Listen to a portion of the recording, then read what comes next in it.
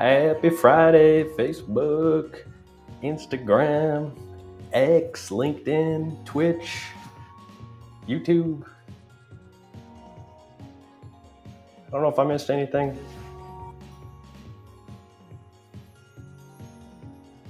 You guys haven't caught me on any of those other platforms. Please do.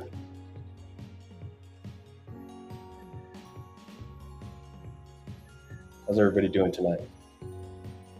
Happy Friday. About to roll this thing. Hope everybody has a good Friday, get all settled in, all the good stuff. All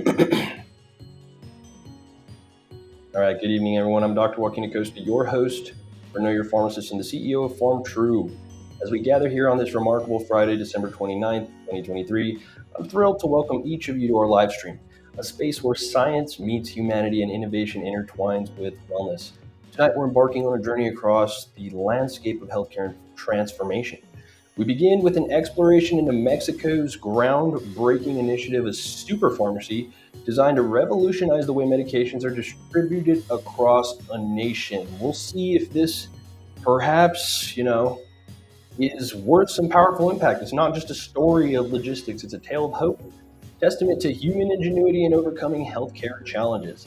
As we delve deeper, we'll discover the fascinating world of humanoid robots. Imagine a future where these marvels of technology work alongside us, transforming the mundane into the extraordinary, especially in places like warehouses. It's a dialogue between man and machine, each enhancing the other's capabilities. In our cherished Enlightenment Hour, we'll weave the intricate tapestry of neuroscience and leadership. How does the time of day influence our decision-making, or our ability to lead, or even our charisma? Unique blend of psychology, biology, and the art of influence, all crucial for today's leaders. Our community spotlight shines on the energetic world of racing. I'm going to have the pleasure of interviewing Travis Coffey tonight, 6 p.m. just right after this on the Vado Speedway Park Facebook page, a conversation that promises both thrill and insight on the upcoming Wild West shootout. It's a testament to the power of passion and the drive to excel. In our Herbal Wellness Corner, we address a pressing issue, the unforeseen risks of hemp gummies. Crucial dialogue about safety, awareness, and responsibility in the ever-evolving landscape of herbal supplements. And let's not forget our Men's Health Minute, emphasizing the importance of open communication about health symptoms, a simple yet powerful tool for preventative healthcare. I want to extend my heartfelt gratitude to our sponsors, PharmTrue, High Horse Cannabis Company, Vado Speedway Park, and the Baked Chicken Farm. Their support is the backbone of our endeavor to bring you these insightful discussions. So sit back, relax, and engage with us tonight. Not just another live stream, it's my final one of 2023. A journey into the heart of healthcare innovation and human resilience. Together, let's grow and transform our understanding of wellness. Welcome to Know Your Pharmacist, where conversation is a step towards a healthier, more enlightened world. Excellent, guys. Let's jump on in. Talk about these Mexico pharmacies. What is going on? As we've kind of done a little bit of highlighting right into Mexico's contribution through the cartels of our, opioid fentanyl problems here in the United States, especially post all of the, insane opioid prescribing from the 90s to the mid 2000s there. Now that everybody's hooked in America, and Mexico is, a big funnel for narcotics, meth, whatever else may be, drugs passing into our country. Obviously, Canada's on the other side too, but, these cartel operations have been working through Mexico historically. Anyways, looking at this, Mexican president inaugurates centralized super pharmacy to supply medicines to all of Mexico. Look at this warehouse. Mega pharmacy warehouse. Let me click out Vladimir Putin there. Take a look at some of this stuff. On its inauguration day in, I don't even know how to say, Huecateca, Mexico, Friday today, December 29, 2023, Mexican President Andrés Manuel López Obrador's solution to help end supply issue for hospitals that don't have specific medicines needed by patients.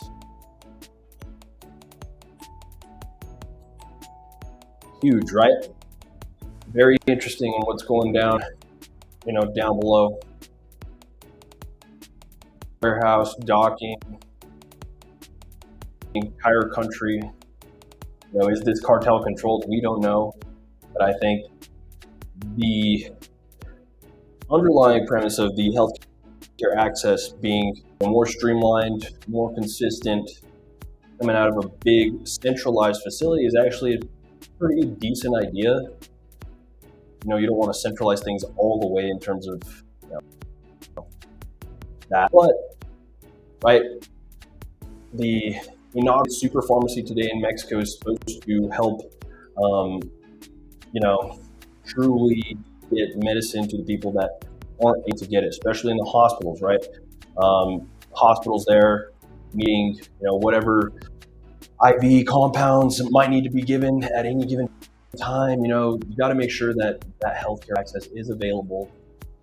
And where cartels are really controlling these pharmacies, especially in those touristy areas where it's a really profitable, sort of operation, perhaps this can make sure the Mexican citizens do get the need and maybe is able to help control some of that, pharmacy supply chain in Mexico that could thus be ending up in that American, opioid epidemic or worldwide opioid epidemic, right? I mean, not just to simply count out, America, but all interesting stuff here, guys. Models there introduced by Mexico today as they close out the new year. Move on, Tech Talk. Looking over here, some interesting stuff. Humanoid robots doing the work of humans in this Spanx warehouse. So, you guys know of the company Spanx. It's not a healthcare company by any means, but I think, in terms of what we're going to be seeing very much in the near future in a lot of other places. Yeah, does this replace certain jobs? Sure, but again, how does it also help, humans in their job roles? They're still humans. A bustling warehouse in Georgia where they make Spanx is now employing a robot. I'm Kurt the Cyber Guy. Follow me at cyberguy.com and sign up for my newsletter when you're there. The 5'9" robot named Digit is hard at work handling tote boxes with precision. Digit excels at repetitive tasks like moving items onto conveyor belts. It's part of a pilot program by GXO Logistics, the global company that manages the Spanx warehouse. The beauty of Digit is that it's multi-purpose, so it can learn new activities as needed instead of having to get new versions of the robot for different tasks. The company that makes a robot, Agility Robotics, is reportedly charging $15 to $20 an hour to lease Digit to customers. There are those who say robots complement human labor, while others fear a future where robots will replace human workers entirely. More crazy cool inventions at cyberguy.com. Are you getting my newsletter? Get it for free by clicking the little red button. So basically, I mean, interesting, right? Like humanoid robots out here working the warehouse, doing repetitive tasks. Again, if we really look around at the labor and the need for things, robots coming in there really just helps things be done more efficiently. And by things, I mean anything, right? So if you're using that in that complementary fashion, again, displacing roles, it's like, okay, if you're not good here and a robot can be better there, where are you good? People are still good at things. So again, there's just that rearranging of how, to fully optimize these systems with human robots being, a big part of it. I think it's very interesting to see, where in the healthcare community are human robots and humanoid robots going to be big. Like I could easily see pulling medications off the shelf, counting inventory. You know what I mean? Again, these repetitive, mundane tasks that pharmacy technicians, pharmacists, pharmacy staff need to do. Obviously, running back and forth and just doing that kind of stuff is a big waste of logistical time. And again, where you can have a robot do some of those consistent functions for you inside of a business, really puts a good opportunity there for better business efficiency, right? And so I think maybe looking at 2024 is the year we see humans working more so alongside robots looking like this rather than, just your typical computer, right? And in terms of where, and when the full on kind of development all takes shape and place, it's all just going to be dependent on how, business need continues to adjust. And again, those who are out there thinking things out, solving problems are the ones that are actually figuring out how to do things, when it comes to robots and how to make things better in this world. So again, I think all very important things to consider. It's cool to look at the advancement here. This is not a threat by any means. I think there was a headline that came out about so one of Elon Musk's Tesla factories had the robot attacked a human was an inflated headline, right? But really, like, the reality was like, some sort of human operational error, so on and so forth. Somebody got hurt. Sucks. Get it. But looking at the whole entire bit of the situation, the actual, like, closer to, an abundant world gets you to that place here with things like this. Again, think about stocking shelves in a Walmart or Sam's Club or your big warehouses, Costco's. Again, some of that mundane, repetitive stuff can help people engage more with people. And the robots can do some of those non-human, necessary, repetitive tasks. And, you can only think of the limitless amount of potential there. But for providers, for pharmacists to be able to have more one-on-one patient interaction, and really work on those kinds of things rather than working on the production of something, which can be very machine heavy. Some of these systems can start actually fully getting optimized. We'll see. So I think the future is bright for 2024, and this little R2-D2 looking guy is pretty dang cool. That's all I gotta say. All right, let's move on, guys. Enlightenment Hour here. Let me pull that up real quick. Looking at the neuroscience, guys, of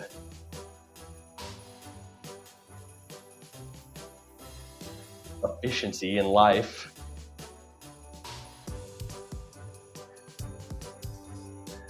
Excuse me. Get that all pulled up for you. My bad for not updating that down there, but here you go. Oh. So peak performance, aligning your circadian rhythm for better leadership. Again, very interesting, concepts here that we don't necessarily, talk about every single day and how this works. And everybody ticks a little bit differently, but let's take a look at the article. Want to be more persuasive, make better decisions, be a better leader, and even lose weight. Neuroscience says, first, take a look at the clock. According to the article here, effort, willpower, perseverance, and luck, tons of things make a difference for success, but where your performance is concerned, time of day also matters.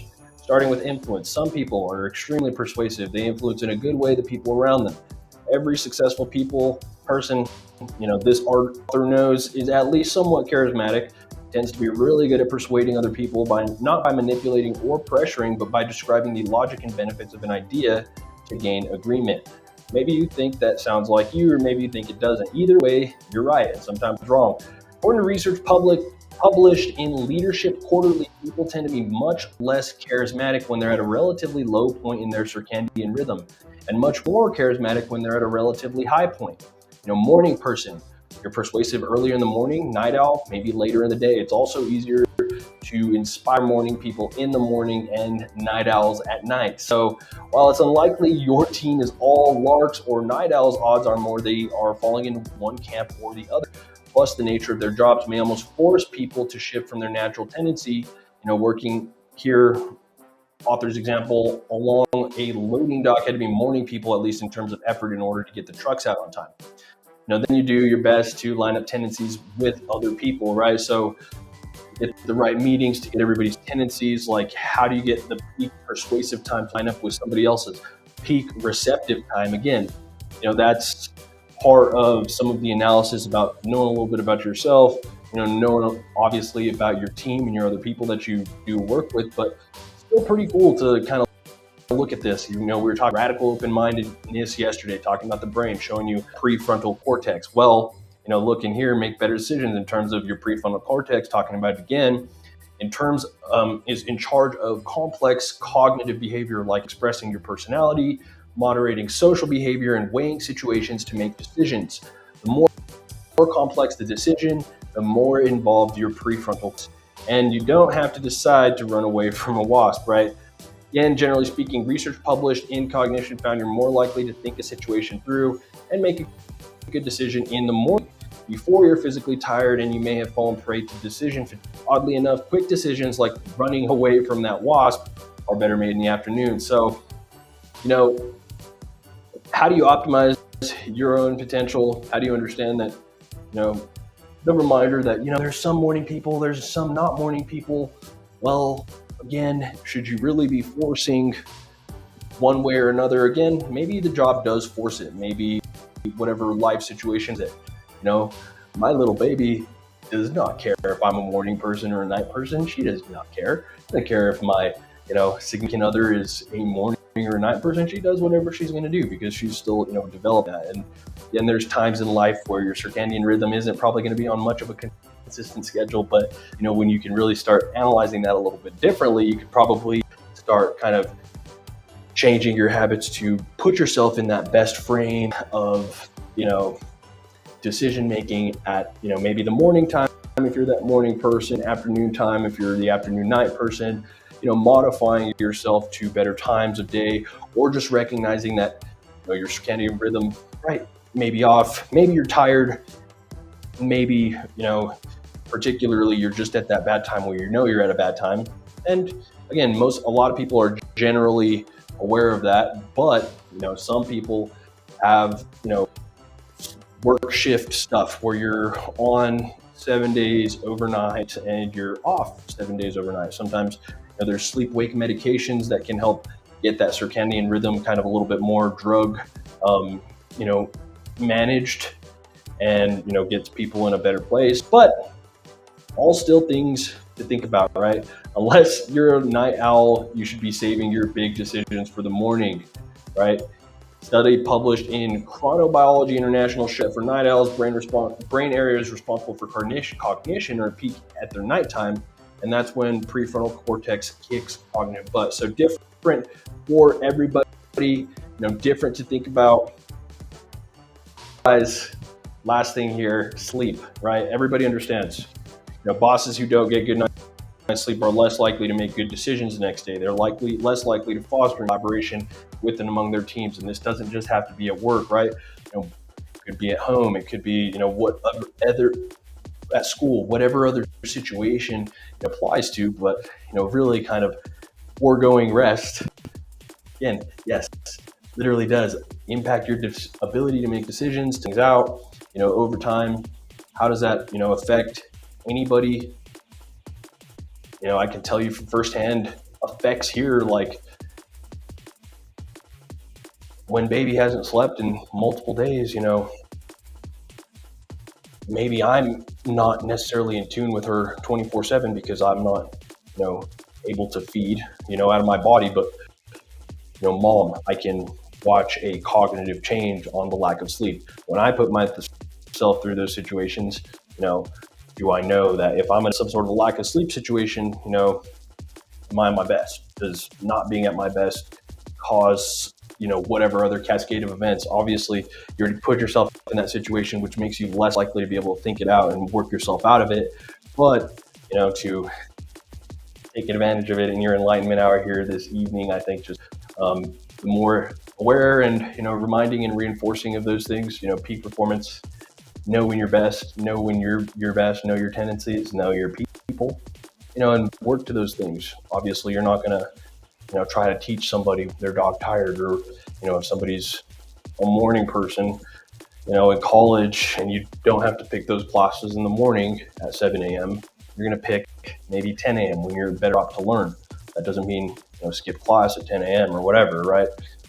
Guilty maybe. But again, are you doing those things that could, be making you a better human being, or whatever you need to do to achieve your goals during your peak performance hours? Probably something to really, really consider.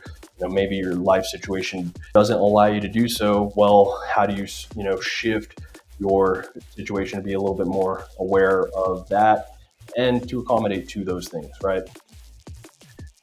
Not always easy, but sometimes worth a double look. Maybe a blind spot there in your own personal world that would be worth checking out. Move on to our Herbal Wellness Corner. Wall Street Journal's talking about hemp gummies sending hundreds of kids to the hospitals.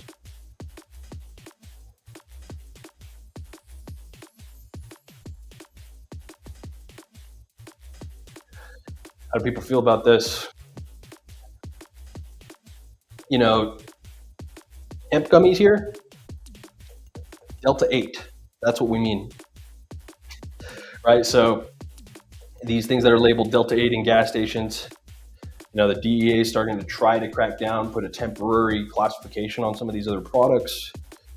But what's happening to the kids that are going to the hospitals, you know, between January 2021 and October 2023, 80% of the Delta 8 cases reported to poison control centers saying, you know, they were causing nausea and vomiting and making children so sleepy that their breathing is at risk. So, you know, maybe parents are misinformed shopping in terms of, you know, their son or daughter's like, hey, can I get these hemp gummies to calm down? They're legal. It's okay. You know, yes, son, yes, daughter, but then it's got the Delta 8 THC, and, you know, you don't know that as a parent that's going to be causing, you know, psychoactive effects. And all of a sudden, you know, maybe somebody didn't do their research. Maybe this didn't happen properly. Maybe the product's just mislabeled in general, but, you know, parents, kids, anybody's shopping in those gas stations and alternative stores, you know, always triple check whenever it says hemp, always triple check that ingredient. You're probably ideally going to be wanting just CBD in there. Most people associate hemp with CBD, not Delta 8, not any of these other 6, you know, temporary controlled substances by the DEA. So that's, you know, my PSA here. Don't let hemp gummies get a bad rep because Delta 8 is a sneaky little ingredient there. Right? And that's Delta 8 exists because Delta 9 THC is, you know, federally illegal, and, you know, half the states in the country have that as an available use case or an available substance, right, recreationally or medically. But the other half doesn't have it, so they're trying to sneak in Delta 8. Calling it hemp, calling it wrong things, causes issues. All right, guys. You know what's happening next? Jumping on Vado Speedway Park Facebook page, baby. 6 p.m. I'm going to be on with Travis Coffey. This is last week. I'm on with Tanner Mullins. You're one of the biggest names in dirt track racing. You know, big honor there on Saturday. Got to talk here. But again, Vado Speedway Park Facebook page going live at 6 with Travis. It's going to be nice to chat, but we do still get, you know, we've got a lot of good interviews over here on the Vado Speedway Park Facebook page if you want to check out the upcoming Wild West show. You know, got to talk to Tyler Stevens, Cody Thompson. This is right here easily available on the Vado Speedway Park Facebook page, baby. So check us out. We'll talk some race very shortly. All right, last Men's Health Minute, men's health awareness, the crucial role of sharing symptoms. Close this up for our Friday afternoon. So, men's health, yes. Talking from the medical director over at the Wilford Hall Ambulatory Surgical Center Cardiology Department. He's an Air Force Colonel, Dr. Travis Batts. You know, he's talking about here a 2022 Cleveland Clinic survey. More than half of the male participants say they don't go for regular health screenings, and over half are unaware of their complete family history to include cancer and urological issues. Additionally, about 1/3 have never been screened for prostate, bladder, or testicular cancer. In the 2019 version of the survey, 72% of men indicated they would prefer to do household chores, such as mowing the lawn or cleaning a bathroom rather than going to the doctor. Well, why the rampant doctor dodging among men?